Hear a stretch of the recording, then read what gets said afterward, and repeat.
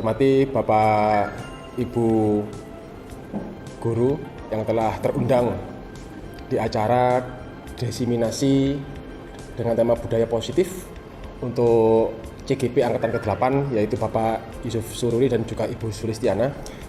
Syukur alhamdulillah pada siang hari ini kita bisa berkumpul di lab ini dengan keadaan sehat walafiat. Salawat dan salam juga tidak lupa kita haturkan kepada junjungan kita Nabi Muhammad SAW. Bapak Ibu yang saya hormati, alhamdulillah bahwa sekolah kita ini walaupun memang belum terpilih menjadi sekolah PK atau sekolah COE atau sekolah CGP itu apa namanya? Penggerak. Sekolah penggerak. Tapi alhamdulillah banyak sekali guru-guru di SMK 2 ini yang tertarik berminat untuk mengikuti calon guru penggerak ini. Memang harapannya adalah bahwa di kurikulum Merdeka ini dengan adanya sebuah proyek di CGP ini diharapkan bahwa nanti kurikulum Merdeka ini bisa terimplementasi dengan sempurna. Karena memang banyak sekali yang saya pahami sendiri bahwa di kurikulum sebelumnya itu paradigma guru itu sangat berbeda dengan paradigma ketika beliau-beliaunya ini disodori sebuah kurikulum baru yang bernama kurikulum Merdeka. Paradigma yang berbeda itu yang membuat akhirnya sesuatu itu pada saat kita itu melakukan transfer ilmu pengetahuan itu impact-nya berbeda terhadap peserta didik.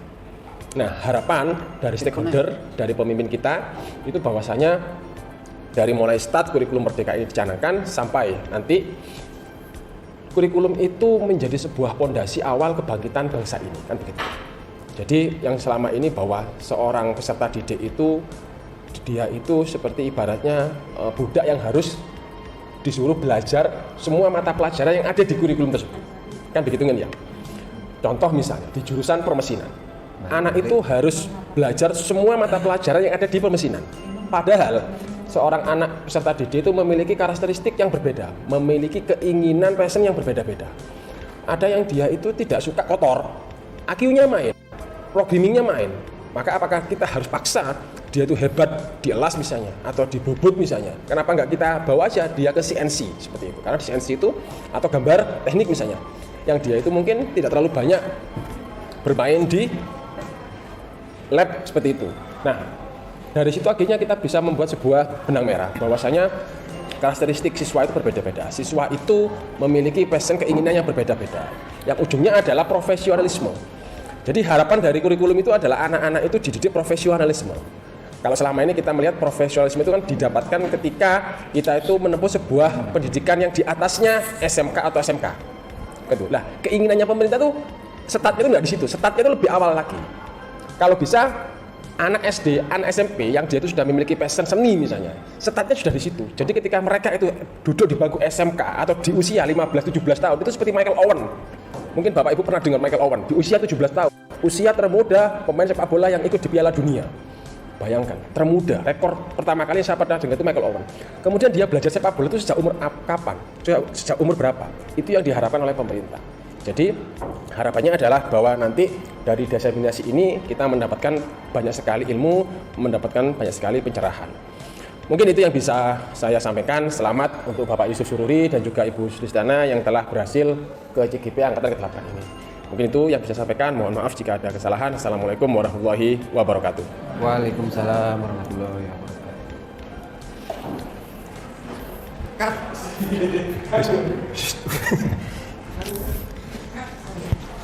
Terima kasih untuk Bapak Waka mewakili Kepala Sekolah ya untuk acara diseminasi budaya positif untuk kami calon guru penggerak Angkatan ke-8 ya, bukan ke-8, Angkatan ke-8 ya, di SMK Negeri 2 Jember tahun 2023. Ini adalah diseminasi ini adalah penyebarluasan atau pemberitahuan secara halayak ramai tentang apa yang sudah kita pelajari di program pendidikan guru penggerak. Nah, di sini kita bersama-sama untuk ya bergerak dan menggerakkan, yaitu salam dari guru penggerak. Jadi awalnya kita harus tergerak terlebih dahulu, setelah itu kita bergerak, setelah itu menggerakkan jenengan-jenengan supaya sama-sama kita nanti untuk mencari solusi atas permasalahan-permasalahan yang klasik kita cari solusi-solusi yang sangat jitu itu melalui program semacam ini, yaitu diseminasi, penyebarluasan informasi-informasi yang memang sudah kami ikuti di program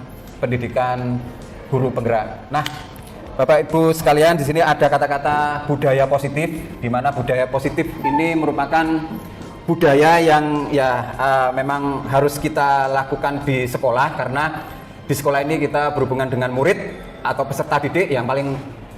Waalaikumsalam. Monggo. Agak ke depan nggih, biar enggak apa, monggo. Presensi? Presensi ini Bang.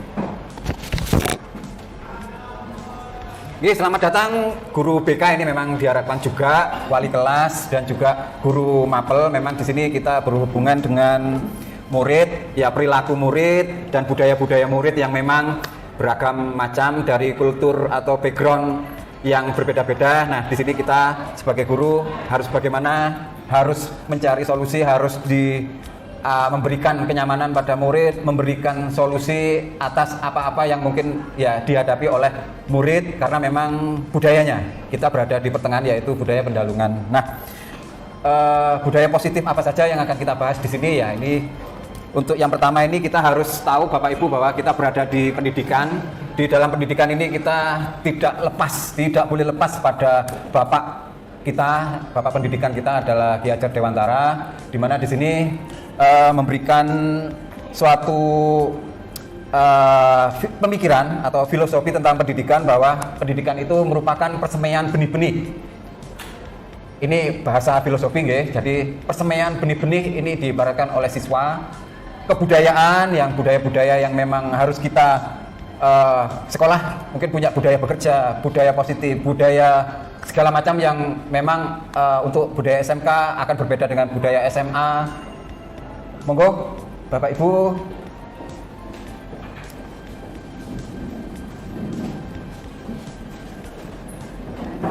Kalau bisa mendekat saja biar dapat kamera, nggih, monggo. Numpuk-numpuk ya Pak pengajian ya. Ya.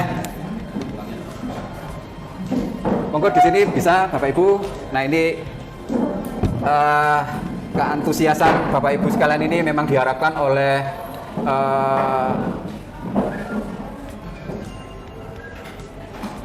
monggo ngambil sendiri ya untuk konsumsinya.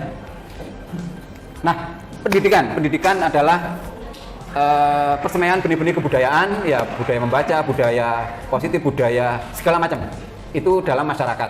Dan tujuan pendidikan itu adalah menuntun kodrat, menuntun. Jadi kita itu tidak bisa mengubah Bapak Ibu, tapi bisanya menuntun mereka untuk pada kodratnya. Kodrat anak itu seperti apa sih? Apakah harus sama dengan gurunya? Apakah harus? Nah, ini anak-anak punya kodrat masing-masing sesuai zaman. Zamannya untuk sekarang tidak bisa kita buat seperti zaman kita dahulu. Jadi zamannya sekarang itu main game umpamanya, ya itu berarti kita bagaimana caranya itu biar anak-anak itu kalau suka game itu bisa kita modif pembelajaran atau mungkin hal-hal yang berhubungan dengan perilaku, sikap itu ya melalui apa yang mereka ya suka atau yang memang tren di zamannya murid kita atau peserta didik kita. Nah, agar mereka mencapai keselamatan, mereka itu harus selamat. Kalau tidak selamat ini yang ya berarti kita pendidikannya tidak berhasil. Dan kebahagiaan, mereka selamat dan bahagia setinggi-tingginya sebagai manusia. Jadi lulusan nanti mereka itu akan bahagia, ya selamat, dan ya ada di anggota masyarakat mereka itu bisa bahagia sebagai memberikan manfaat, dan juga bahagia karena beraktualisasi diri, sudah melakukan atau mendapatkan bekal dari sekolah untuk bisa dijalankan di masyarakat. Oleh sebab itu pendidik dapat menuntun tumbuh kembang atau hidupnya kekuatan kodrat alam dan kodrat zaman yang ada pada anak-anak, agar dapat memperbaiki perilaku mereka yang bukan pada dasarnya, tapi perilaku yang sudah baik itu ya ditumbuhkan lagi. Dan tumbuhnya kekuatan kodrat. Jadi kekuatan kodrat ini kalau memang sekarang zamannya IT, ya kita memang penuhi dengan IT. Kalau mereka di alamnya itu ya berada di sekolah, ya kita juga membuat mereka itu juga tumbuh, berkembang, dan nyaman dalam melakukan tuntunan atau keselamatan atau kebahagiaan untuk mereka menjadi insan sebagai insan individu dan anggota di masyarakat. Disiplin positif dan nilai-nilai kebajikan universal. disiplin positif. Disiplin ini kita ada semacam makna bahwa disiplin ini hubungannya dengan belajar positif. Kemudian nilai-nilai kebajikan. Nilai-nilai kebajikan apa saja? Mungkin yang terbiasa dengan PKL itu ada 7 nilai-nilai kebajikan non teknis. Anggap saja yang non teknis. Nah, itu ada ya disiplin, ada kerjasama, ada kolaborasi, ada etos kerja. Nah, itu adalah nilai-nilai kebajikan yang di sini memang banyak sekali, tapi kita sebagai sekolah itu tidak bisa memberikan begitu banyaknya. Kalau dulu di kurikulum sebelum Merdeka ini kita mengenal 18 karakter yang harus dijalankan di sekolah atau dipenuhi oleh peserta didik. Apa saja itu disiplin positif dan nilai kebajikan universal? Nah, ini ada teori kontrol yang disematkan oleh William Glasser. Ini ya orang mungkin di luar negeri. Teori kontrol di sini adalah ilusi guru mengontrol murid. Ada ilusi bahwa semua penguatan positif itu efektif dan bermanfaat. Ilusi bahwa kritik dan membuat orang merasa bersalah dapat menguatkan karakter. Ilusi bahwa orang dewasa memiliki hak untuk memaksa. Ini masih ilusi, Bapak Ibu sekalian ya. Ilusi itu wah membayangkan atau imajinasi. Jadi ilusi guru mengontrol murid. Oke, kita pahami dulu di sini. Ini adalah teori kontrol. Kita lanjut. Nah, ini ada tadi teori kontrol, ada stimulus respon. Stimulus itu ya ini bahasa akademis atau bahasa sains ya, dan ada respon. Kalau bahasa Indonesia ini ya rangsangan dan tanggapan. Teori kontrol kita ada di mana? Nah, stimulus respon itu mengatakan bahwa realita itu adalah kebutuhan. Murid itu memiliki kebutuhan dasar yaitu belajar. Itu kita sama, realita kita itu sama. Tapi di teori kontrol mengatakan bahwa realitas kita itu berbeda. Realitas kita sama, pokoknya gurunya ya harus seperti ini, murid harus sama seperti ini. Yaitu tadi yang Pak Waka kurikulum mengatakan bahwa anak-anak itu passionnya itu di mana, itu kita tuntun mereka ke sana. Tapi kalau dibuat sama seperti kita, mereka akan ada mungkin mungkin rasa-rasa yang tidak setuju dengan apa yang dirasakan, kebutuhan mereka kok tidak sesuai. Ini ada semacam penolakan. Nih, stimulus, respon, ada rangsangan, ada tanggapan. Semua orang melihat hal yang sama. Padahal di teori kontrol setiap orang memiliki gambaran yang berbeda. Satu murid yang nakal dengan satu murid yang diem itu akan memiliki gambaran imajinasi untuk kebutuhan belajarnya itu akan berbeda. Tapi untuk yang di stimulus respon itu dianggap harus semuanya sama semuanya sudah. Pokoknya ini pasten ya harus pasten semuanya. Nah, itu ya untuk bahasa Inggris atau mungkin di produktif. Buat Palu ya PKK ya Palu semua. Nah, itu ya padahal ya mungkin hampir sama. Mungkin caranya yang membuat mereka itu berbeda sesuai dengan desain yang mereka sukai, mungkin semacam itu untuk yang teori kontrol. Kita coba mengubah orang agar berpandangan sama dengan kita. Nah, ini masih di mana kita ya? Anak itu harus seperti kita, ya. Kita sudah baik, anak itu harus baik seperti kita. Nah, itu di stimulus respon. Di teori kontrol, kita berusaha memahami pandangan orang lain tentang dunia. Anak akan berbeda. Kalau ditanya, ya mereka suka bubut, tapi ada yang hanya sekedar suka, ada yang sukanya itu melebihi ya gurunya, karena memang ada kepentingan mereka punya bengkel atau enggak ya, atau mereka itu memaknai bahwa bubut itu sangat penting karena itu dasar dari, ada yang berpandangan bubut hanya sekedar sebagai menambah atau tambahan untuk keilmuan di pemesinan. Nah, kalau di stimulus respon kita beri anak itu supaya sama pemikirannya, itu sama dengan yang kita berikan. Anak satu dengan anak yang lainnya itu akan dipandang sama untuk hasilnya. Selanjutnya adalah perilaku buruk dilihat sebagai suatu kesalahan. Seringkali kita ya ada anak yang mungkin di hari pertama, anak saya ya anaknya Budiana itu ya sudah melakukan hal yang ya mungkin melanggar ya itu, dan itu memang dianggap buruk. Padahal menurut dia itu tidak buruk gitu ya, tapi menurut kita buruk, dan itu memang buruk. Itu anggapan kita bahwa di stimulus respon. Tapi di teori kontrol, semua perilaku itu pasti ada tujuan. Kita ke kiri itu pasti ada tujuan, kita ke kanan ada tujuan. Jadi kadang-kala ya kita tanya sama murid kita, "Lih, kenapa kok begadang?" Tidak ada, Pak. Nah, ini kan jawaban yang kadang-kala ini ada di mana perilaku mereka. Nah, ini harus dengan kondisi yang mungkin kita bisa menggali informasi bahwa perilaku pasti ada. Begadang itu ya Pak, saya main game Pak, iya Pak, saya sama teman-teman Pak, iya Pak. Nah itu pasti ada tujuan. Nggak mungkin nggak ada tujuan. Tidak ada Pak.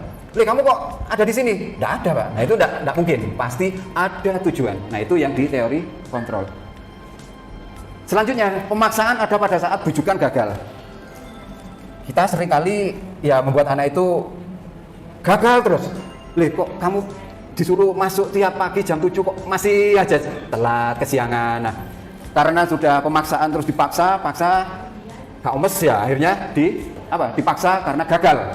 Ini yang ada di stimulus respon. Tetapi di sana kolaborasi dan konsensus, ini kesepakatan ya. Jadi dibuat semacam kesepakatan menciptakan pilihan-pilihan baru.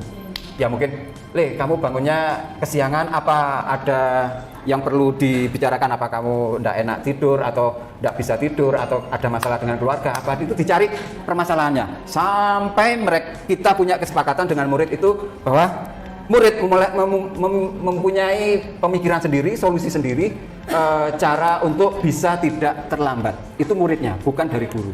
Itu yang ada di teori kontrol. Jadi siswa itu lebih dibuat pilihan oleh pilihannya sendiri dan itu bisa dilaksanakan. Selanjutnya, model berpikir menang biasanya gurunya ya, kalah muridnya biasanya gitu. Kalau kamu nah ini gurunya akhirnya muridnya bisa mengikuti kita, itu kita menang. Murid merasa ya bersalah atau kalah. Padahal di teori kontrol, model berpikir kita juga ya senang, bahagia, anak juga senang, bahagia bisa melakukan solusi-solusi yang sudah dibuat oleh si murid. Semacam itu. Jadi selama kita berada di mana, kalau dulu memang saya selalu ya memaksakan, ya kita seringkali berada di sini. Nah sekarang kita akan mencoba untuk berada di sini, yang mencoba memang anak itu disesuaikan dengan kodratnya, mereka memiliki tujuan. Kalau berperilaku yang tidak positif, nah itu pasti ada alasan-alasan tertentu di sana. Lanjut gitu. Makna disiplin, ini dari Bapak kita, bahwa di mana ada kemerdekaan, disitulah harus ada disiplin yang kuat. Ya mungkin merdeka itu bebas gitu, bebas keuangan ya berarti ya uangnya banyak gitu ya, atau pekerjaan kita tidak ada masalah. Nah, sungguh pun disiplin itu bersifat self disiplin, yaitu kita sendiri yang mewajibkan dengan sekeras-kerasnya, tetapi itu sama saja. Sebab jikalau kita tidak mampu, tidak cakap melakukan self disiplin, wajiblah penguasa lain yang mendisiplinkan diri kita.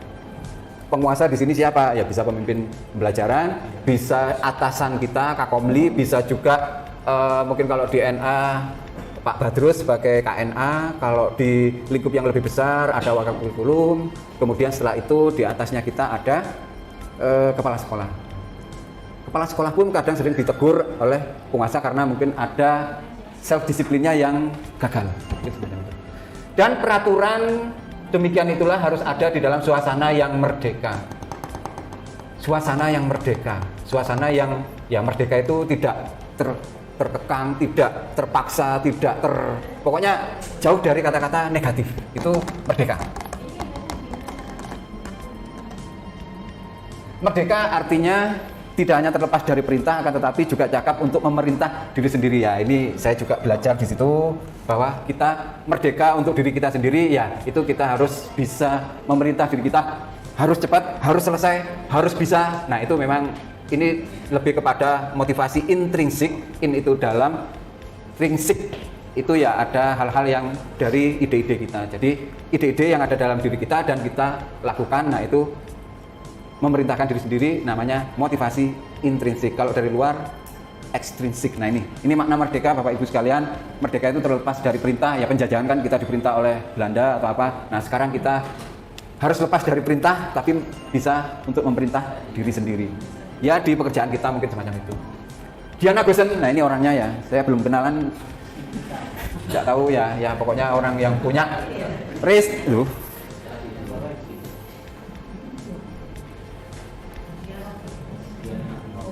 Nah, restructure, itu kembali, structure itu menyusun, jadi menyusun kembali disiplin-disiplin sekolah di tahun 2001. Kita berada di mana di 2001? Saya baru lulus kuliah itu ya, menyatakan bahwa disiplin berasal dari bahasa Latin disciplina, kayak bahasa Madura ya, disiplina ya, budina, yang artinya belajar. Disiplina itu artinya belajar Bapak Ibu sekalian. Tadi di disiplin positif berarti belajar yang mengarah pada hal-hal yang positif. positif. Nah, disiplin diri berarti belajar diri kita sendiri, harus menata diri atau bagaimana dapat membuat seorang menggali potensi. Potensi saya mungkin bisa cepat untuk berhubungan dengan IT, jadi saya akan membuat bagaimana potensi saya itu bisa tergali dan bisa juga terlaksana dan hasilnya juga bisa memuaskan. Nah, itu potensi. Potensi saya bisa ngomong bahasa Inggris dengan cepat dengan orang ya luar atau mungkin dengan lingkungan, itu bisa dianggap sebagai potensi. Nah, menuju kepada sebuah tujuan yang mulia, mulia ini paling tinggi, yang sangat positif, sesuatu yang dihargai dan bermakna. Satu hal yang mulia itu pasti akan mendapatkan penghargaan atau dihargai dan punya makna, arti sehingga kita apa yang kita lakukan, apa yang kita berikan itu memiliki kebermanfaat pada orang yang berada di lingkungan kita atau di sekitar kita. Makna disiplin. Jadi disiplin itu kita sudah tahu ya Bapak Ibu ya, kalau disiplin itu memang asalnya dari mana, dan itu bisa dimaknai sebagai belajar untuk ya ke diri kita sendiri untuk menggali suatu potensi yang ada pada diri kita dan kita munculkan, kita perlihatkan bahwa kita memang bisa, potensi kita itu mampu di mana. Nilai-nilai kebajikan itu kebajikan, bukan bijak ya, kebajikan ada hubungannya dengan kebaikan. Nah, kebajikan universal ini menyeluruh, tidak pandang bulu, dimanapun kita berada itu ya ini adalah sama kebajikannya. Nilai-nilai yang disepakati bersama yang merupakan payung besar atau fondasi kita dalam berperilaku. Agama Islam bagaimana kebajikannya ya, kemudian ya agama-agama yang lain, terus di sekolah nilai kebajikan kepada murid, kepada lingkungan warga sekolah itu ya seperti itu. Nah, itu hampir semuanya itu sama. Nilai-nilai kebajikan adalah sifat-sifat positif manusia yang merupakan tujuan mulia yang ingin dicapai setiap individu. Kita ya sebagai manusia bercita-cita ya kita harus baik kepada teman, baik terhadap diri sendiri, baik pada lingkungan kita. Nah, itu merupakan salah satu nilai kebajikan. Teori kontrol Dr. William Glasser bahwa setiap tindakan pasti memiliki tujuan. Jadi Bapak Ibu saya bawa ke sini ada tujuannya. Nah, ini ya. Selanjutnya Diana Dawson bahwa meyakini nilai-nilai kebajikan seorang akan dapat membangun motivasi intrinsik. Setelah jenengan berada di sini ada motivasi intrinsik. Kayak Pak Cahyo ke sini ono jajane. Nah, ini motivasi intrinsik ya. Ada yang motivasi wah engko ketemu Bukarin, Pak Yudis ya.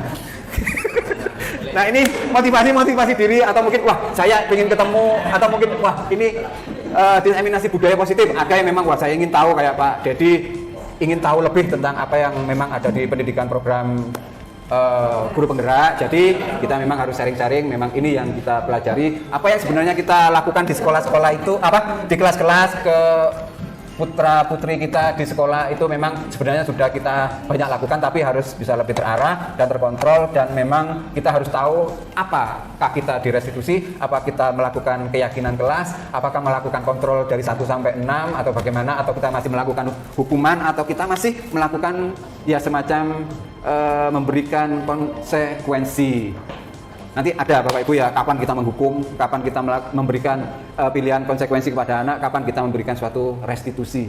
Apa sih restitusi itu? Nah, ini nanti tingkat yang paling tinggi, tapi ya mungkin di mana kita melakukan restitusi. Nah, di sini ada profil pelajar Pancasila yang kita kenal, kita kan P5-nya ya, itu proyeknya. Tapi kalau profilnya itu bahwa mereka itu paling atas adalah ya beriman karena beragama, bertakwa kepada Tuhan Yang Maha Esa karena hamba dari Tuhannya, kemudian berakhlak mulia ini kepada makhluk yang ada di sekitar manusianya. Jadi ini hablum minallah, hablum minannas. Nah, ini semacam itu kalau di agama Islam. Kebinekaan global, bineka. Kita berada di Pendalungan, ada yang Teluk Lemak ya, atau yang Madura, ada yang Jawa. Jadi dan ada yang ya Jawa Madura jadi satu ya. Ini menjadi ciri khas. Nah, kebinekaan global ini bisa jadi ada yang dari luar Jawa, mungkin dari Papua. Nah, kita harus bagaimana? Nah, ini kebinekaan ini harus kita bisa berikan kepada siswa sebagai suatu karakter dari profil Pancasila. Selanjutnya ada gotong royong. Gotong royong ini seringkali kita lakukan Bapak Ibu sekalian. Mungkin di bengkel-bengkel ada yang namanya semacam tutor sebaya. Ini siswa dengan siswa. Kalau guru dengan murid itu ya kolaborasi. Guru dengan guru namanya juga tim teaching atau apa ya, kolaborasi. Atau guru dengan lintas mungkin Budi atau mungkin dari luar, stakeholder sama shareholder. Nah, ini bisa berkolaborasi jadi ada makna gotong royong. Nah, kita murid itu bisa gotong royong dengan dirinya sendiri atau juga dengan temannya atau ya di warga kelasnya atau sekolah. Selanjutnya ada kreasi ini paling tinggi karena sudah mereka yang mengingat, mengetahui, memahami, kemudian mereka sudah berpengalaman, akhirnya mereka juga harus bisa kreasi, membuat sesuatu yang membuat mereka itu senang dan bahagia setinggi-tingginya. Bernalar kritis sampai kelu ini ya. Kurang ngombe bisa. Bernalar kritis ini creative thinking, ada yang critical thinking. Ini bahasa Inggrisnya itu critical thinking. Saya punya bukunya kalau memang pengen baca-baca tapi bahasa Inggris. Okay. Bernalar kritis, anak itu bisa berargumen, bisa tahu logika yang umumnya mereka pakai, terutama apabila mereka ditemui pada suatu pekerjaan di produktif, Bapak Ibu sekalian. Mengapa mereka melakukan ini, harus punya logika, alasan-alasan yang masuk akal supaya mereka itu bisa memberikan suatu jawaban, elaborasi kepada mungkin ketika mereka berada di masyarakat itu meminta suatu informasi dari siswa itu juga bisa memberikan informasi yang detail. Nah, ini bernalar kritis untuk anak-anak kita. Ini masih kita PR besar untuk nalar kritis ini, tapi ya kita coba terus untuk bisa membuat anak bisa bernalar dan kritis juga tentang apa yang kita inginkan di kelas atau pembelajaran. Mandiri di sini ya mereka tidak ada kebergantungan kepada mereka untuk belajarnya harus sama teman, belajarnya ya masih nunggu teman ini, tapi mereka mandiri di sini sudah punya pola-pola rencana belajar sendiri, penjadwalan sudah mereka harus siapkan, persiapan untuk belajar, readiness ini semacam ya mereka sudah siap untuk belajar, siap dengan lingkungannya, siap dengan konten atau materi yang dihadapi, dengan apapun yang ada di hadapan mereka sewaktu berada di kelas, di sekolah maupun di warga, bahwa mereka itu bisa mandiri atau bisa menjaga dirinya sendiri. Jadi ini untuk profil pelajar Pancasila, Bapak Ibu amati, modifikasi, tiru ya semacam ini profil pelajar. Dan ketika kita ada project P5, nah itu kita ada karakter mana yang akan dipakai di sini. Apakah dari kreasinya, mungkin kepekerjaan kemarin dari kreasi, mungkin dari gotong royongnya, atau kemandirian mereka, atau benalar kritisnya itu, atau ya ketakwaan ini yang diambil salah satunya. Nanti kita ya mungkin ngobrol lagi dengan Pak Wakakurikulum tentang apakah memang ini masih ada evaluasi yang harus kita benahi dari P5 kemarin, atau ya ada suatu langkah-langkah yang lebih jitu untuk bisa ada pengaruh yang berjangka panjang ketika kita melakukan suatu project di P5 kita. Kalau kemarin kan kebersihan, sekarang ya ada aja masih yang perlu diingatkan atau apa. Nah, ini jadi kita nanti akan bahas di kesempatan yang lain. Lanjut, teori motivasi, hukuman, penghargaan, restitusi. Ada yang tahu Bu, restitusi? Restitusi itu pemulihan. Jadi anak yang tidak bagus dipulihkan menjadi bagus. Anak yang delewer dipulihkan menjadi enggak delewer lagi. Teori motivasi, self reflection. Refleksi itu penting sekali Bapak Ibu. Mungkin kita kadang-kala ya tidak pernah melakukan refleksi terhadap diri kita juga waktu setelah pembelajaran. Apakah anak-anak ini, apa pembelajaran kita ini sudah diterima oleh siswa? Apakah siswa ini sudah semuanya? Nah, itu ada di masing-masing buku itu ya, setiap ada dalam satu KD atau mungkin tujuan pembelajaran itu, apakah ya di situ ada nilai-nilai yang harus kita tulis hubungannya dengan refleksi. Saat Anda mengikuti sebuah pelatihan, apa motivasi Anda? Nah, seperti ini, mengikuti ini, motivasinya apa ya? Ada kotaan, ada sungkan, ya, ada yang, nah itu mungkin. Saat Anda hadir mengajar di kelas, hadir tepat waktu, motivasi apa yang mendasari Anda berada di kelas atau ngajar itu tepat waktu? Atau berada di kantor itu sebelum bel atau ya itu tepat waktu, itu apa yang mendasari? Ditahan dulu ya jawabannya, okay? Bila di sekolah Anda tidak ada peraturan yang mengharuskan guru datang tepat waktu, bagaimana tindakan Anda? Apakah tetap masuk sebelum bel atau setelah bel atau kondisional? Nah, mungkin karena jam pertama Anda ngajar ya masih leleh ya gitu ya. Apa semacam itu? Nah, ini kita pahami dulu Bu, okay? Kalau pelatihan di luar itu ya motivasinya apa? Apakah sertifikat? jamnya terlalu banyak, ada 50, wah ini bagus. Nah, atau dari topiknya, atau ingin menambah, nah itu, ini motivasinya ya dari diri kita. Atau, aduh aku gak ono koncoe, ya kamu ikut aja, oh ikut-ikutan. Nah itu, melok, nah katanya si siswa, hadir tepat waktu, apa takut, atau menghindari sesuatu, atau di dulu ada Pak Edi ya di depan gitu, akhirnya kita takut, ya harus tepat waktu. Atau ada Pak Didin ya sambil lihat ini di sekolah tidak ada peraturan mengharuskan tepat waktu. Apakah kita masih tepat waktu? Nah, ini refleksi kita. Saat Anda mengikuti sebenarnya apa motivasi Anda? Saat Anda mengajar di kelas tepat waktu, apa yang mendasari tindakan Anda? Bila di sekolah Anda tidak ada peraturan yang mengharuskan guru datang, bagaimana? Menurut Anda, dari ketiga jenis motivasi perilaku manusia, motivasi manakah yang saling mendominasi perilaku murid-murid Anda di sekolah atau bahkan di kelas kita? Ini 3 motivasi perilaku manusia. Menghindari ketidaknyamanan. Aduh, aku dipelendelengi Pak Edi mulai telat. Nah, ini ya. Ketidaknyamanan atau karena hukuman. Mbak Esti biasanya ya. Itu ya belum presensi ya. Gitu. Akhirnya ibu ini apa ini nggak tahu kalau ini jamnya sudah. Nah, ini biasanya itu ada untuk menghindari seperti itu daripada ada omelan semacam itu atau apa, akhirnya kita ya melakukan suatu kegiatan itu tepat waktu aja daripada diomeli. Nah, gitu ya. Ini yang satu. Ini motivasi pertama, nggih. Untuk yang kedua mendapatkan imbalan. Biasanya itu kalau kamu mengerjakan ini pakai nilai yang bagus. Nah, itu ya. Kalau udah dikasih yang bagus, akhirnya enggak mengerjakan ya asal-asalan. Nah, ini ada imbalan penghargaan dari orang lain. Hebat sekali, sudah 5 piagam yang sudah dalam 1 bulan ini. Cek niate ya, gitu ya. Iya, seneng, nambah lagi ya, karena dipuji itu seneng. Untuk menjadi orang yang diinginkan, ini yang terakhir paling tinggi mungkin ya. Diinginkan oleh siapa? Oleh lembaga bisa. Diinginkan oleh siapa? Oleh murid mungkin. Diinginkan oleh siapa? Oleh ya Allah Subhanahu Wa Taala. Atau diinginkan oleh ya. Diinginkan ini karena memang kita ya di suatu lembaga ada aturan-aturan, nah diinginkan oleh aturan atau menghargai diri sendiri bahwa wah saya karena sudah umur segini ya harus tahu diri lah. Masuk kategori nom-noman, nah gitu ya, menghargai diri sendiri ya saya harus lebih karena senior, mungkin ya senioritas, ada yang melihat kita, wah itu kok seniornya seperti itu, bagaimana dengan kita yang junior. Nah, nilai-nilai yang mereka percaya, nilai-nilai apa ya, kebajikan itu ya disiplin ya memang bagus, baik. Nah, ini harus dipercaya menjadi sesuatu yang diinginkan oleh lembaga mungkin atau agama atau yang budaya lain. How to raise self-discipline children with Diana question. Ini mungkin bisa baca-baca nanti di googling, monggo. Kegiatan pemantik itu trigger. Hukuman dan penghargaan. Apakah ini sama-sama bagus? Apakah ini sama-sama perlu dihindari atau bagaimana? Nah, kita baca sebentar Bapak Ibu, nggih. Ada IVA kurang menguasai pelajaran entah matematika, bahasa Inggris ataupun gambar. Sehingga pada saat pelajaran itu berlangsung dia lebih banyak diem.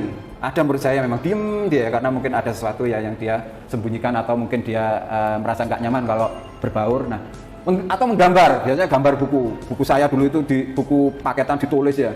Digambar ya, saya yang brewokan, yang Pak Mahfud brewokan juga, itu rambutnya panjang. Ini ada yang seperti itu. Tapi ini diem atau gambar, tidak menguasai pelajaran. Pada saat gurunya menanyakan pertanyaan, kaget, gugup, akhirnya gagap. Nah ini, karena gugup dia gagap. Dia tak sengaja menjatuhkan tasnya atau barang, tiba-tiba menjadi gagap saat berupaya menjawab. Jadi waktu ditanya itu kaget, tidak siap. Nah, dia tidak menguasai, jadi jawabannya itu tidak tahu harus bagaimana dia menjawab. Seluruh kelas itu tertawa melihat anak ini. Ini Iva ini cewek apa cowok ya biasanya? Cewek ya? Iva N. Tertawa karena melihat perilaku Iva yang gugup dan gagap pada saat terkejut. Nah, gurunya itu yang membiarkan. Nah, ini ada pembiaran. Teman-temannya itu menertawakan pada saat si Iva itu gagap dan malu luar biasa. Malahan Iva oleh gurunya itu disuruh maju di depan, berdiri di depan kelas sambil menunjuk hidungnya gini. Nah ini karena tidak bisa menjawab pertanyaan Pak Seno. Ini seringkali kita hadapi Bapak Ibu sekalian, dan ini ya semoga aja sudah berkurang ya. Akhirnya kelas semakin gaduh dan anak-anak pun tertawa dan Iva di depan kelas memegang ujung hidungnya, jadi seperti ini. Atau mungkin ya gini, atau mungkin ya gini ya. Pokoknya ada hukuman di situ. Yuk. Lanjut. Pertanyaan. Apakah Anda setuju dengan tindakan yang dilakukan oleh Pak Guru tadi itu terhadap muridnya? Kalau setuju, mengapa? Kalau tidak setuju, mengapa? Ditahan dulu ya, jawabannya di sini aja. Ya, menurut Anda tindakan Pak Seno terhadap Iva ini adalah sebuah hukuman atau konsekuensi? Konsekuensi itu apa ya? Atau mengapa? Kira-kira tadi menurut jenengan hukuman apa konsekuensi? Hukuman. Kalau konsekuensi itu dia menumpahkan apa, dia harus membersihkan, itu konsekuensi. Dia mematahkan mungkin ya pensilnya temannya, ya dia harus konsekuensinya ganti. Tapi tidak ada hukuman di situ. Tapi kalau ini dilihat temannya ditertawakan, terus dia tidak menguasai, malah dibuat seperti itu. Dan ada yang paling fatal Bapak Ibu, membiarkan. Ini bahaya sekali Bapak Ibu. Pembiaran. Jadi ya mungkin memang situasi seperti itu, tapi kita setidaknya ya melarang mereka untuk ya tidak tertawa karena mereka itu adalah, atau Iva ini adalah teman mereka. Jadi ini yang bahaya sekali kalau sudah mental ini sudah runtuh, ada di kelas PBL itu ya memang tidak berangkat lagi sekarang itu karena mentalnya itu dijelek-jelek ya, akhirnya dia merasa sudah tidak semangat lagi. Nah ini bahaya sekali, padahal dia mampu untuk sekolah. Ini yang tadi itu ya, hukuman, konsekuensi. Ini langsung lihat gurunya ini, bukan lihat ini. Ini kayak Irgi, apa Mas? Guru baru ini. Nah ini Bapak Ibu ya, ada hukuman, ada konsekuensi dan restitusi. Nah di sini ada identitas yang gagal, di sini ada identitas sukses. Sukses ini ya masih ada disiplin, di sini hukuman, di sini ada disiplin. Itu kan tadi belajar ya, jadi belajar untuk ya dia berkonsekuensi, belajar untuk mencari solusi. Restitusi itu anggap saja ada kata-kata solusi. Siapa yang membuat solusi? Ya siswanya. Oke. Hukuman, sesuatu yang menyakitkan harus terjadi. Kamu ini gitu ya. Kadang mereka itu diomongin enggak jerah, akhirnya ada hukuman. Sesuatu harus terjadi. Konsekuensi tadi tuh, mutung harus. Nah, terus restitusi merupakan pilihan. Bagaimana kira-kira ini kamu kan sudah matahkan. Ya enggak apa-apa, Pak Guru dulu sering mematahkan ya, mematahkan hati ya. Ini, tapi ya kamu harus bagaimana kalau kata ini punya temanmu ini dipakai loh ya. Ini nanti untuk gambar bagaimana? Iya Pak, saya harus mengganti. Nah ini siswanya yang ngomong, bukan gurunya. Kamu harus ganti ini. Di sini dia. Tapi kalau siswanya yang memberikan pilihan, ya Pak saya nanti mau minta uang ke ayah untuk membelikan dan mengganti yang saya patahkan tadi. Itulah namanya restitusi pilihan dari siswanya. Ya kita harus mengarahkan, menuntun, memberi pertanyaan. Aduh Pak saya tidak punya uang Pak. Masa tidak punya uang main game terus gitu loh ya. Diarahkan terus sampai mereka itu positifnya itu apa saja pilihannya. Kalau yang ini aduh Pak tidak bisa Pak. Oke, yang mana kalau yang bisa? Terus cari seperti itu. Ini memang butuh waktu Bapak Ibu, dan butuh anak itu supaya punya pilihan sendiri, keyakinan sendiri, dan bisa dilakukan sendiri. Dan ini kemungkinan besar itu bisa berjangka panjang. Kalau ini mangkelnya jangka panjang ya, ini biasanya. Awas ya Pak Cahyo. Ini biasanya gitu, karena ada satu hal yang tadi dipermalukan di kelas ya atau apa, itu menjadi suatu hal yang negatif bagi anak. Tidak nyaman untuk murid untuk anak jangka waktu panjang. Nah benar itu kan ya. Jadi ya mungkin anaknya ini terlalu unik, terlalu agresif ya. Jadi kita bujukan sudah bisa agak masuk karena biar masuk frame. Masuk frame. Nah, tidak nyaman untuk murid anak untuk jangka waktu pendek tadi ya, harus waduh saya mengganti berarti uang saya akan berkurang. Nah, ini jangka waktu pendek, tapi dia bertanggung jawab. Menguatkan untuk murid anak dalam jangka waktu panjang. Jadi mereka melakukan ini, wah ya sama Pak Yusuf, sama Pak Cahyo, saya suruh untuk memilih apa yang disolusikan oleh saya sendiri. Jadi saya harus bisa menguatkan potensi ini untuk bisa dilaksanakan terus menerus. Ingat terus dengan apa yang sudah dikatakan, akhirnya dia dalam jangka waktu panjang akan ingat seperti itu. Kalau tidak nyaman, ingat sampai ya akhir hayat dia, pokoknya Pak Cahyo itu ya, wes ya. Kalau ketemu pokoknya saya melengos mungkin gitu ya, karena ya ini ketidaknyamanan. Korban mendapatkan keadilan. Korban ini yang mengalami ya mungkin ya mendapatkan keadilan. Korban bisa diabaikan ya, korban mendapatkan ganti. Ini kita lanjut aja, ini korban apa memang yang siswanya apa ya yang memang ada di lingkungan itu. Murid atau anak akan tersakiti, murid anak dibuat tidak nyaman, murid atau anak mendapatkan penguatan. Nah ini penguatan Bapak Ibu, keyakinan kelas, siswa itu harus bagaimana. Jadi yang jawab siswa, bukan gurunya. Siswa, idenya itu siswa semua, apa yang mereka tahu. Tapi kalau mereka sebenarnya tahu atau lupa atau apa, guru menuntun atau menggiring pertanyaan-pertanyaan untuk bisa memunculkan apa tadi? Ya penguatan tadi itu. Iya Pak, saya datang terlambat, saya tidurnya kesiangan. Harusnya kalau tidak kesiangan bagaimana? Ya Pak, bangunnya lebih awal. Itu penguatannya Bapak Ibu. Berarti kamu harus bagaimana biar lebih awal. Saya tidurnya lebih awal lagi Pak. Itu dari muridnya Bapak Ibu, bukan dari gurunya. Jadi inilah keyakinan yang mereka dapatkan bahwa mereka berbuat salah, mengakuinya, dan setelah itu membuat solusi-solusi dari dia sendiri untuk dijalankan sendiri oleh anaknya. Itulah namanya restitusi. Pemulihan dari suatu hal yang mereka lakukan perilakunya. Nah, perilaku pasif agresif meningkat. Awalnya pasif menjadi agresif. Awalnya pasif menjadi meningkat menjadi agresif. Yang agresif menjadi hyper agresif ya mungkin semacam itu. Penguatan hanya bertahan dalam jangka waktu pendek. Mari ganti ya wes engko mutul mana ya. Mari coret-coret, setelah itu dibersihkan, engko coret-coret lagi ya. Ini ya mungkin agak sedikit konsekuensi ini netral, hampir-hampir ya tidak terlalu kuat ya, jangkanya pendek. Tapi masalah terpecahkan ketika anak itu ya diajak ngobrol, diajak ngomong, heart to heart ya. Hati ke hati, mental ke mental ya. Pokoknya dianggap itu seperti anak kita. Kita ke anak kan mesti ya apa yang diminta dituruti, apa yang apa. Nah, itu seperti anak kita.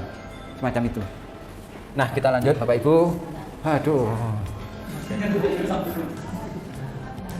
Nah, ini masih di bawahnya nggih.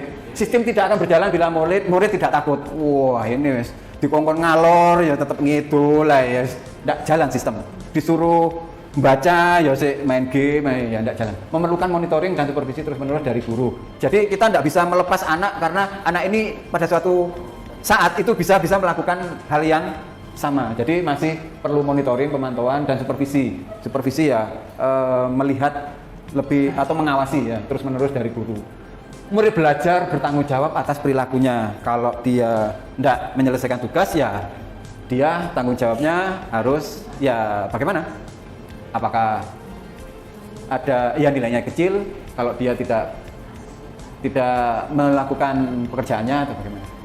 Berlaku hanya pada sebuah institusi.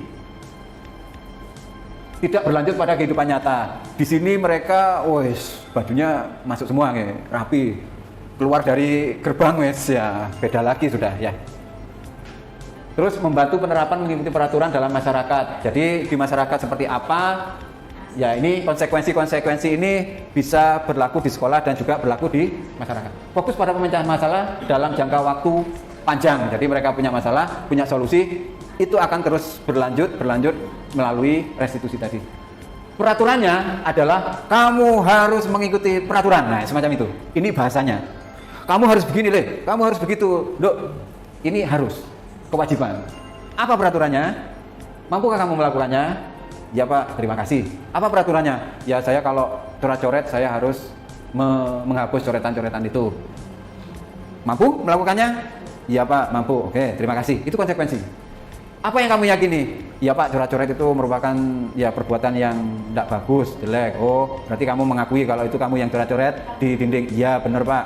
Terus harus bagaimana Nah, apa yang kamu bisa lakukan untuk memperbaiki masalah coret-coret ini? Ya Pak, saya akan membersihkan sendiri. Yakin bisa? Ya Pak, yakin. Jadi ini terus kita tidak memunculkan suatu solusi, tapi siswanya sendiri yang harus muncul. Kita tunggu, mereka tidak jawab, kita giring lagi. Jangan sampai kita memberikan satu ide-ide yang membuat dia itu melakukan pilihan. Itu namanya sudah dikonsekuensi.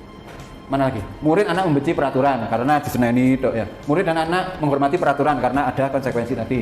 Murid dan anak menghormati dirinya dan orang lain. Dia menghargai dirinya sendiri untuk tidak melakukan lagi, menghargai orang lain bahwa orang lain itu merupakan ya teman dan orang lain juga dihargai atau dihormati. Ini ada negatif, netral, positif, bener gak ya? Negatif, netral, positif. Duh, tidak bisa.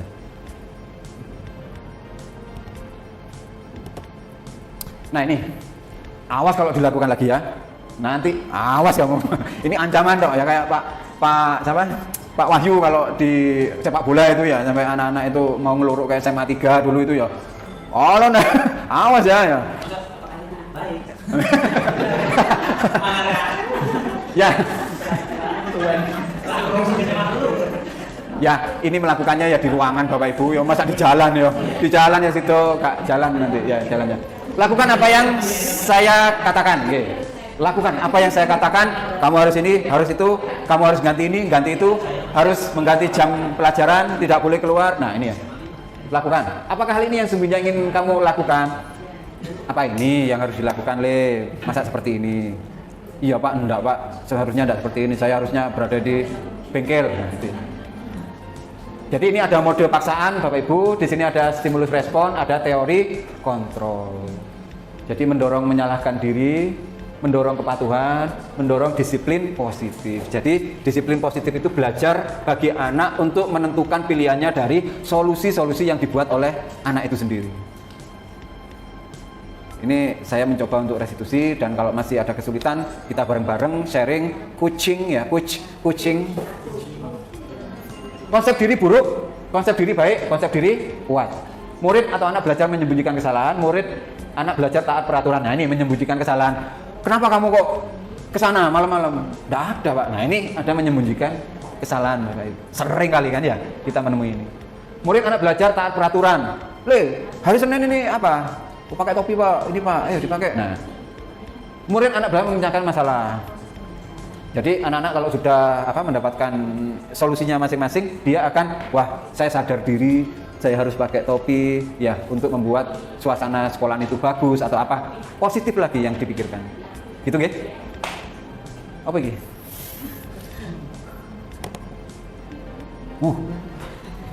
Mencoba mengontrol anak dengan penguatan negatif, membayar impas kesalahan, mencoba mengontrol anak dengan penguatan negatif. Anak paham dirinya sendiri yang pegang kendali kontrol. Dampak murid marah, bersalah, rendah diri, kehilangan hak, waktu jeda, seorang diri, penahanan, detention. Murid tidak kehilangan waktu namun bersemangat untuk memperbaiki diri. Ini yang memang harus kita buat untuk siswa kita, gitu.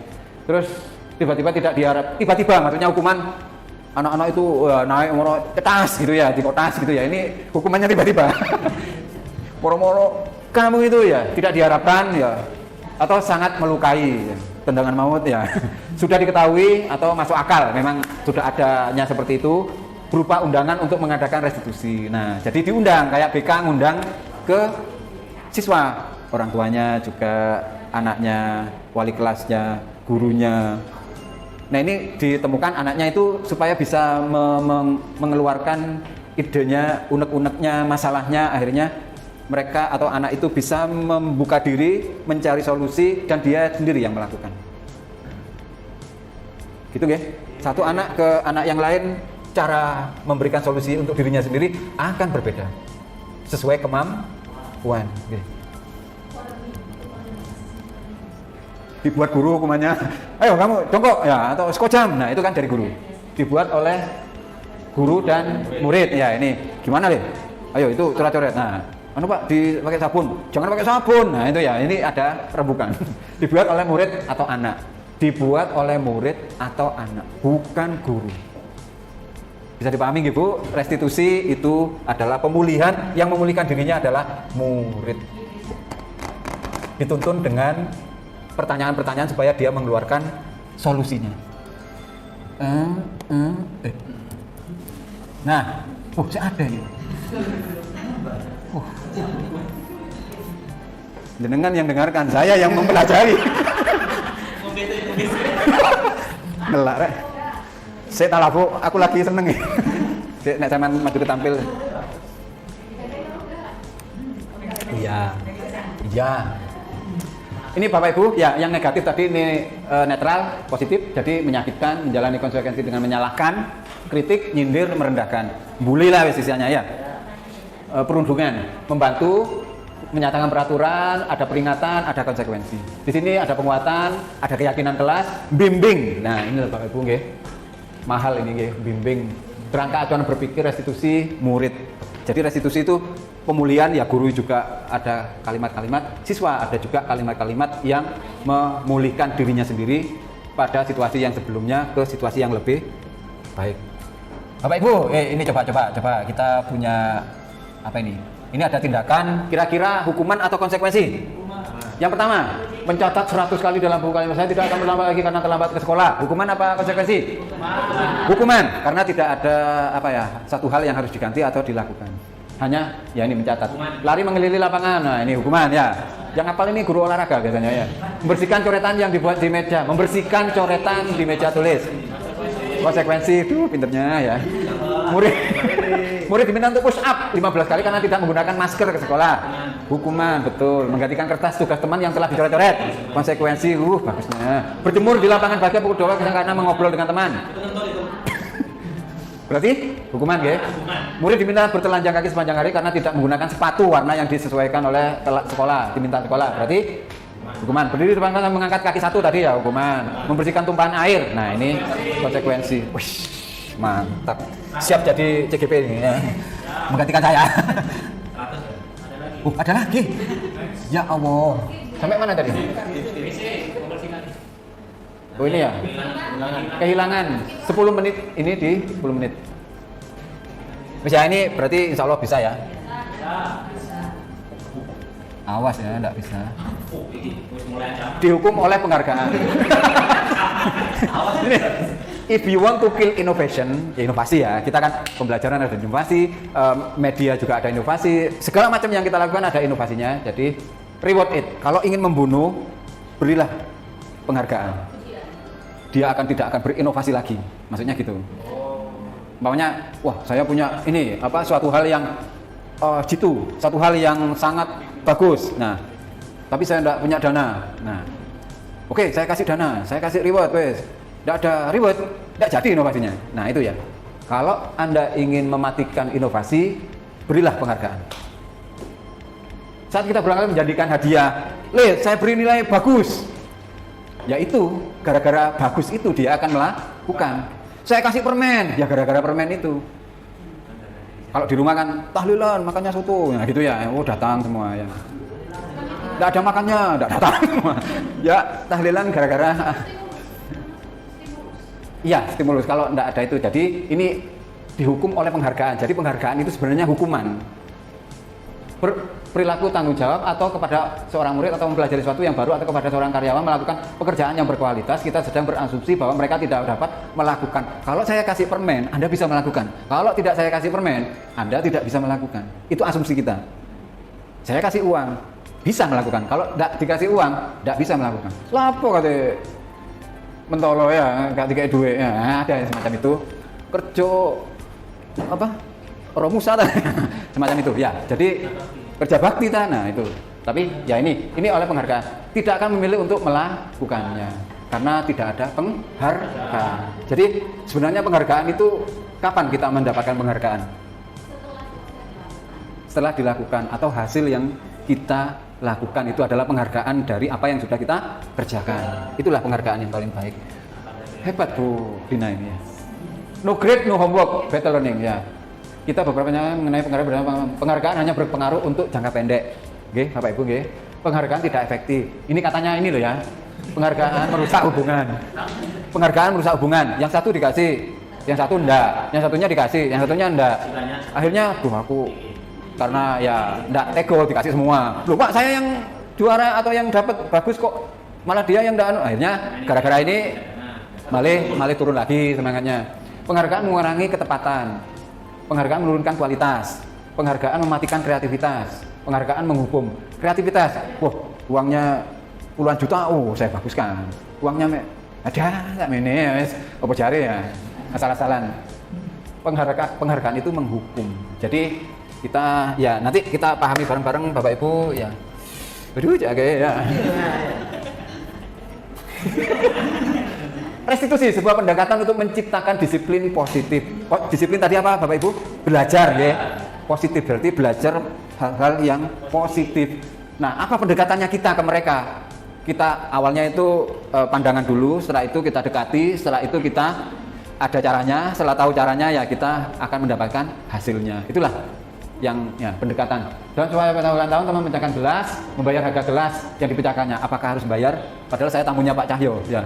Karena pencilaan kaki saya ya pecah ya. Akhirnya apakah Anda membiarkan dia membayar harga gelas? Saya bayar. Oh, konsep nunut nang mertuane ya iki regane larang. Nah, ini apa saya harus bayar gitu? Oh, coba. Nah, mungkin apa seperti itu. Nah, Anda sudah janji bertemu dengan teman, namun janjinya ketemu orang lain di tempat lain. Maka dia mengikuti terpaksa nemui teman tadi itu tidak di tempat yang sebelumnya, tapi di tempat teman yang baru ada janjian itu. Ya, ada biaya taksinya. Apakah Anda seneng-seneng aja? Apakah Anda ngok-merongok? Ya. Pegawai Anda membuat kesalahan yang menyebabkan kerugian finansial. Entah laptopnya yang kebakar, yang mungkin ada yang ketipu atau bagaimana. Pegawai tersebut menawarkan untuk bekerja lembur tanpa bayaran. Ini biasanya saya ke siswa PKL, biasanya kalau izin, tidak hadir, sakit itu ada ini, lembur. Apakah Anda sebagai pimpinan akan menerimanya? Nah, yang mana? Restitusi adalah proses menciptakan kondisi bagi murid untuk memperbaiki kesalahan mereka sehingga mereka bisa kembali pada kelompok mereka dengan karakter yang lebih kuat. Karakter baiknya akan lebih kuat, karakter yang jelek akan semakin menurun. Katanya Gosen loh ya. Restitusi juga ada proses kolaboratif, guru dengan guru, teman dengan teman, atau guru dengan guru juga. Pak Yusuf, murid saya ini seperti ini. Nah, itu bisa juga kolaborasi. Dapat membantu murid berpikir tentang orang seperti apa yang mereka inginkan, bagaimana mereka harus melakukan orang lain. Nah, restitusi membantu murid menjadi lebih memiliki tujuan, disiplin positif, memulihkan. Nah, inilah restitusi itu ya. Memulihkan dirinya setelah berbuat salah. Tidak apa-apa salah itu, tapi harus ada solusi yang harus. Penekanannya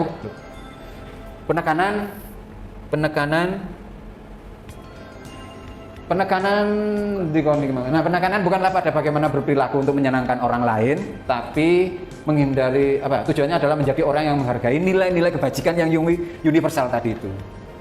Jadi ya saya harus bangun pagi supaya sehat, supaya ibadahnya lancar, masuk kelasnya juga nyaman. Nah, itu nilai-nilai kebajikan yang mereka percayai.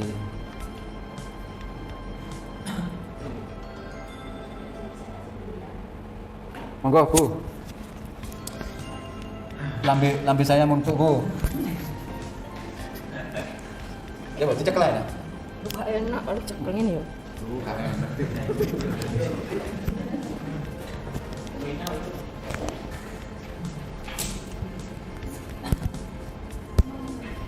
Salam, Pak. Ya, assalamualaikum warahmatullahi wabarakatuh. Saya melanjutkan dari yang disampaikan Pak Yusuf ya. Kayaknya ngantuk semua ini. Ya, berarti harus ada apa biar nggak ngantuk ya. Saya ada ini sedikit gerakan ya, bisa berdiri semua Bapak Ibu. Jadi kayak murid tadi itu, Bu. Ini nanti ikuti yang saya omongkan ya. Jadi Marina menari gini. Di menara. Merana gini. Marina menari di menara merana gini, sakit gigi ya. Oke. 1, 2, 3. Bisa ikuti saya. Ya. Sudah siap ya? Oke. 1, 2, 3. Menara menari di menara. Marina merana di menara. Menara menari menara. Marina menari di menara. Kurang banter sih. Enggak, kasihan sudah lemes. Berarti Rina kan Ibu-ibu? Sudah. Oke. Ya bisa Bapak Ibu ya. Masih banyak. Jadi saya melanjutkan apa? Melanjutkan ya? Ya. Monggo dulu Pak. Berdiri terus. Oke, silakan duduk. Ini Pak Yusuf ini sudah selesai apa saya melanjutkan dari sini? Silakan dilanjutkan. Oke, lanjutkan. Melanjutkan restitusi berbeda dengan program disiplin lainnya. Jadi restitusi itu ada 3 tahap. Enggak ada Pak di sini. Ya udah itu ada. Oke, jadi yang pertama itu kita menanyakan alasan kepada siswa, kenapa sih kalian itu kok melakukan kesalahan ya. Kemudian menstabilkan identitas. Jadi kesalahan itu setiap orang kan pernah melakukan kesalahan. Ini nggak usah saya baca terlalu banyak, waktunya juga tinggal sedikit. Yang ketiga yaitu menanyakan solusi. Jadi kalau kalian melakukan kesalahan itu setiap orang itu pernah melakukan kesalahan. Kemudian bagaimana cara menyelesaikan masalah tersebut. Jadi kalau ada siswa contohnya bolos ya, ini contoh bolosan atau nggak pernah mengerjakan tugas ya. Ini biasanya BK atau wali kelas yang sering menangani seperti ini. Jadi kita panggil siswanya, kita tanyakan alasannya kenapa. Ya, pertama kita tanyakan alasannya kenapa. Terus kira-kira dari alasan tersebut sesuai nggak dengan apa peraturan. Kalau kita sebut peraturan dulu karena kita belum bahas keyakinan kelas ya. Kita bahas kira-kira dengan tidak melakukan tugas itu sudah sesuai nggak dengan peraturan sekolah. Jadi kalau sudah belum sesuai, anak ini disadarkan kembali. Ibaratnya kan anak ini belum sadar karena nggak mengerjakan tugas. Kemudian setelah ditanyakan kalau memang dia itu sudah tahu kalau dia melakukan tugas itu melanggar peraturan sekolah, kemudian disadarkan, habis itu dicarikan solusi. Kalau sudah dicarikan solusi, jadi kita nggak menghukum di sini, kita cari menyembuhkan penyakit. Intinya seperti itu ya Pak Yusuf ya. Lanjut saja, kemudian keyakinan kelas di sini. Keyakinan kelas ini yang terakhir. Mengapa keyakinan kelas? Mengapa tidak peraturan kelas? Karena kita selama ini kan taunya peraturan sekolah atau peraturan kelas. Jadi keyakinan kelas itu menekankan pada keyakinan seseorang akan lebih memotivasi seseorang dari dalam, jadi timbul dari dalam dirinya sendiri. Kemarin sudah saya praktekkan, jadi kira-kira anak-anak itu maunya seperti apa sih pembelajaran itu, kemudian peraturan seperti apa sih yang diinginkan mereka dari dirinya sendiri. Kemudian seseorang akan lebih tergerak dan bersemangat saat menjalankan apa yang diyakininya daripada sekedar mengikuti serangkaian peraturan, karena keyakinan tersebut mereka yang buat, jadi mereka yang akan mengikuti. Kemudian murid perlu memahami arti sesungguhnya tentang peraturan yang diberikan, nilai-nilai kebajikan di baliknya dan tujuan utamanya. Jadi bikin peraturan kelas itu tadi nilai-nilai universal sudah Pak Yusuf. Ini saya back lagi nih. Ya, nilai-nilai kebajikan, intinya kita nilai-nilai kebajikan itu mengacu ke profil pelajar Pancasila. Jadi di situ ada beriman dan takwa kepada Tuhan Yang Maha Esa, kemudian berkebinekaan global, bergotong royong, kreatif, berencana kritis dan mandiri. Jadi nilai-nilai keyakinan kelas atau keyakinan sekolah itu terpacu atau terdiri dari mengacu ke nilai-nilai kebajikan universal. Dari sini bisa dipahami ya Ibu ya. Jadi ini pembentukan keyakinan kelas. Keyakinan kelas bersifat lebih abstrak. Jadi abstrak itu lebih banyak ya, lebih rinci dan konkret. Keyakinan kelas berupa pernyataan universal. Jadi di situ tidak ada kata tidak atau jangan. Pernyataan keyakinan kelas nanti dibuat dalam bentuk positif, jadi tidak ada kata jangan atau tidak. Keyakinan kelas hendaknya tidak terlalu banyak. Intinya diambil 3 atau berapa sehingga mudah diingat dan dipahami oleh semua warga kelas. Keyakinan kelas sebaiknya sesuatu yang dapat diterapkan di lingkungan tersebut. Jadi enggak terlalu muluk-muluk ya. Semua warga kelas hendaknya ikut berkontribusi dalam pembuatan keyakinan kelas lewat kegiatan curah pendapat. Jadi kita sebar kayak angket ya, atau kertas kecil gitu. Iya, jadi atau apa? Yang kertas kecil itu ya. Kertas kecil itu kita sebarkan ke anak-anak. Kira-kira anak-anak itu pengen membuat keyakinan seperti apa atau peraturan. Kita punya peraturan terlebih dahulu. Contohnya tidak boleh makan di kelas waktu pembelajaran kayak gitu. Tapi itu kata-kata tidak itu berarti kita kembalikan ke nilai universal, yaitu bertanggung jawab. Contohnya tidak molor mengerjakan tugas kayak gitu. Berarti kan kembali ke nilai universal tadi, yaitu bertanggung jawab. Kemudian bersedia meninjau kembali keyakinan kelas dari waktu ke waktu, karena keyakinan kelas tiap anak di contohnya sekarang kelas 10 AV gitu kan. Keyakinan kelasnya itu bulan ini kayak gimana. Kemudian kita tinjau lagi, kok masih ada yang nggak beres ya. Kita bikin lagi keyakinan kelas seperti itu. Kemudian lanjut kegiatan pendalaman keyakinan kelas. Jadi di sini itu guru itu tugasnya mengajar, mendidik, menjawab pertanyaan, memberi nilai, mengatur kelas. Kemudian menegakkan peraturan kelas atau sekolah, menjalankan keyakinan kelas, peduli terhadap semua murid. Jadi kalau tugasnya murid itu belajar, mencoba menghasilkan yang terbaik dari diri, bertanya jika tidak paham, mengikuti peraturan, menjalankan keyakinan kelas, mendengarkan, memeriksa tugas kembali. Jadi di sini kalau guru tugasnya bukan untuk menyakiti atau mendolimi ya, memaksa kamu untuk belajar. Jadi merapikan barang-barang murid. Jadi yang menyiapkan makanan atau alat tulis. Murid tugasnya bukan menyakiti atau disakiti, bullying, bukan mengeluh karena banyak tugas. Kemarin saya juga menemukan kemarin pas saya melempar post-it itu, kalau bisa pulangnya lebih siang. Terus kalau bisa banyak jam kos. Kayak gitu. Terus kalau bisa pembelajaran itu boleh tidur karena masih kita muda itu nggak perlu banyak beban kayak gitu. Ada gitu juga kemarin anak-anak melakukan tugas guru, memutuskan untuk teman kamu. Jadi ini lanjut. Contoh keyakinan kelas. Jadi setiap anggota itu perlu belajar, kemudian senang, melakukan tugas, perlu saling menghargai dan merasa aman. bersikap positif, senantiasa menjadi diri terbaik, percaya dan menghormati orang lain serta barang miliknya. Jadi kalau di kelas saling menghormati, percaya. Kalau mau pinjam itu berarti harus intinya izin dulu. Berkomitmen terhadap setiap tugas. Ini tadi berarti kembali ke keyakinan kelas tadi. Kalau nggak mengerjakan tugas, berarti dia tidak melaksanakan keyakinan kelas yang ini. Senantiasa membantu, tapi membantu bukan artian mencontek atau apa ya? Iya, intinya saling membantu dalam hal yang positif.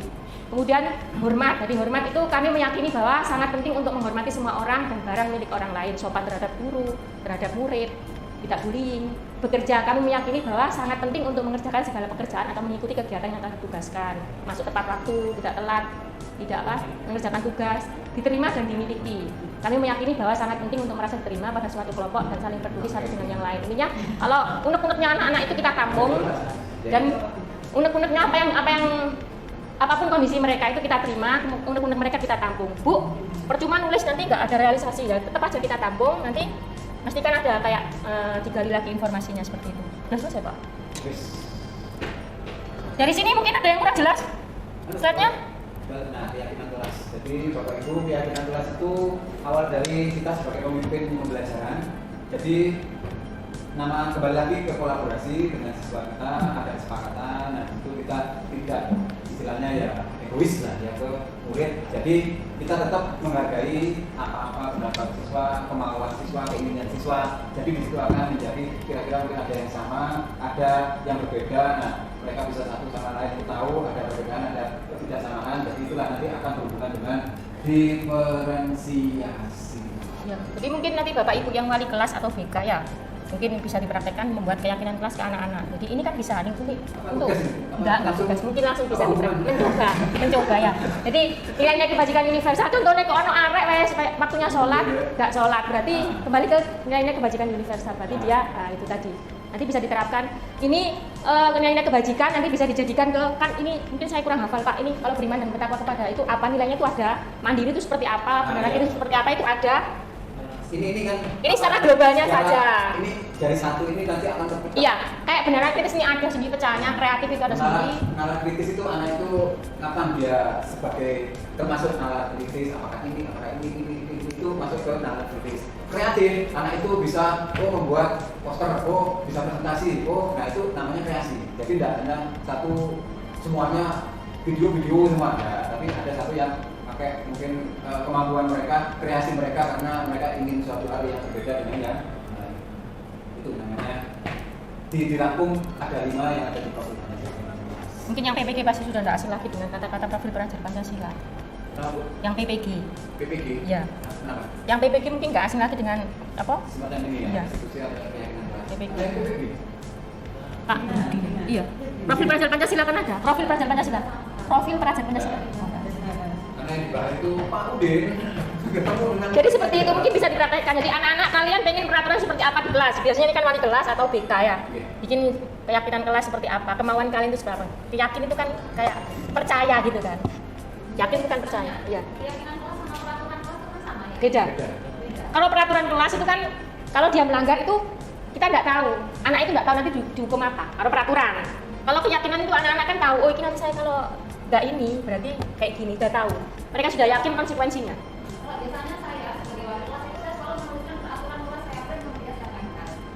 Anak-anak Dengan keyakinan kelas. anak-anak saja suruh bikin keyakinan kelas mereka. Dan di situ tidak boleh ada kata Tidak boleh. atau Jangan atau tidak ya. Jangan. Jangan dan tidak. Jadi nanti Bu Dina bisa ke anak-anak, nyampaikan ke anak-anak saja. Kira-kira keyakinan kelas atau peraturan, gambarnya bahasa kasarnya peraturan, tapi sebenarnya beda dengan peraturan. Keyakinan kelas kalian seperti apa? Keinginan kalian seperti apa? Seperti itu. Tapi dijelaskan dulu. Kalau tanggung jawab itu berarti ini, mengerjakan tugas, tidak bolos, seperti itu. Itu pun boleh ya kita peraturan sama dengan ketika kita menulis peraturan kelas seperti zaman-zaman dulu itu ya. Maksudnya? Kita tulis seperti kita tempel. Peraturannya. Ya. Jadi pertama, Bukan kedua. berarti peraturan kelas tapi kita tulis keyakinan. Iya, enggak apa-apa. Tapi iya. Tapi kan anak yang bikin, intinya enggak banyak. Yang penting kan ini sudah ada semua ya. Kalau selalu bersikap positif, ya kan. Kemudian senantiasa menjadi diri yang baik. Berarti kalau baik itu kan banyak, universal. Bisa mengerjakan enggak bolosan, enggak tentunya yang sampai rajin, terus enggak sampai mengambil barang temannya seperti itu. Nah, itu kembali gitu. Jadi enggak perlu, tidak boleh bolos, harus Di tiketnya. ada kata-kata positif, jadi hindari kata-kata negatif. Kayak dia terlambat berarti tidak masuk tepat waktu. Nah, tidaknya ini dihilangkan jadi terlambat. Nah, itu kan Masuk ada tepat itu. waktu. Atau masuk tepat waktu. Masuk melebihi waktu. Mengerjakan tugas tepat waktu. Nah, itu positif. Positif. Jadi untuk kata tidak atau jangan itu kalau Jangan tidak mengerjakan ya, jangan ini uang jadi tepat waktu. Mengerjakan tugas tepat waktu. dan itu dari muridnya. Boleh. Yang boleh kita lempar post-it itu ya, kayak kertas yang ada tempelannya itu, Ya. kita lempar ke anak-anak, anak-anak suruh nempel, kemudian kita kelompokkan. Oh ini yang masuk ke Ini masuk ke saling mana? menghormati atau bekerja sama, tanggung jawab seperti itu. Nanti nggak usah banyak-banyak, keyakinan kelas itu nggak usah banyak-banyak, tapi isinya dari situ kan anak sudah tahu, oh berarti tanggung jawab itu ini, Rek. Nanti Bu Dina bisa jelaskan, tanggung jawab itu ini, tugasnya dikerjakan, Nah, tiket. Terus Tanggung jawab, bahannya sopan. dijaga itu bentuk dari tanggung jawab. Nah, jadi tanggung jawab itu payung. Nah, di sini ada banyak apa ya yang di dalam. Tidak boleh membuli. Ya, menghormati. Sopan, itu menghormati ya, Menghormati. sopan atau menghormati, banyak nilainya di situ. Jadi banyak pecahan-pecahan itu nanti bisa dikomunikasikan dengan kita. Pak Selamat juga, Bu Nana, Bu Liberty di sini insya Allah bisa. Mungkin itu yang Atau di Google. ya maksudnya sudah bisa dengan praktekkan ya. Nah, akhirnya kita coaching. Kayak gitu kan, dari situ kan ada sedikit yang bisa dipraktekkan Bapak Ibu Iya. yang sudah di sini. Dan setiap kelas kan akan berbeda-beda. Itu mana yang harus ditinggikan dulu, nanti yang dibuang yang mana. Atau ini sama apa nah itu guru harus timbangnya. Ini wali kelas beda juga nanti membantu untuk ini. Ya kita juga bisa masuk ke sana. Dibikin kelompok saja biar enak Ibu, kalau mau bikin itunya, post-it-nya itu. Jadi satu post-it itu satu keyakinan. Satu keyakinan. Ada warna merah, ada warna hijau. Terserah mau warna apa, nanti anak yang mengumpulkan, dikelompokkan lagi, dibikin keyakinan kelas seperti itu. Oke. Oke, ada lagi yang ditanyakan? Dari yang sebelum-sebelumnya? Di luar apa ya diseminasi ini bolehlah monggo Bapak Ibu masih bingung dengan kelasnya, dengan aturan yang menurut kita itu ya tidak merugikan siswa, juga tidak merugikan kita, dan sekolah juga nanti merasa lingkungannya juga nyaman dan anak-anak juga bahagia, selamat tidak sentosa. Agak repot juga kalau bisa dengan anak itu STM. bisa rembuk atau apa ada rembukan kolaborasi. Yang penting dicoba dulu.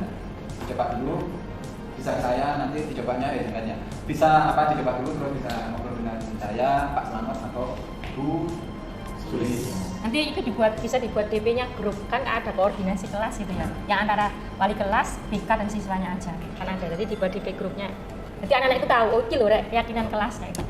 Nah, Bapak Ibu sementara ini saja, ya nanti akan ada Bu Rara, ada Bu Vita ya, yang akan meneruskan seperti kita ini, akan ada lebih terbaru lagi ya, zamannya nanti akan lebih kekinian dan juga apa-apa yang dibahas itu dari perspektif Bu Vita sebagai seorang mungkin ya yang lebih tahu keadaan sekolah. Nah itu mari kita tunggu bersama-sama, semoga bisa cepat untuk ke tahap berikutnya. Sama juga Bu Dari sini Aini ada yang mau juga ini. akan mau bisa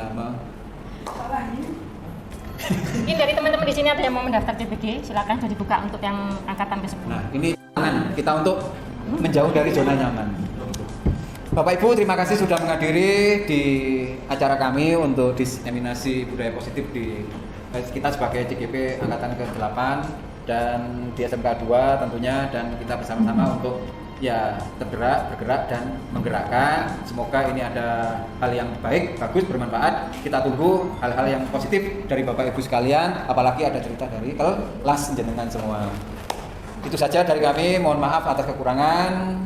Billahi taufiq wal hidayah. Assalamualaikum warahmatullahi wabarakatuh. Waalaikumsalam warahmatullahi wabarakatuh.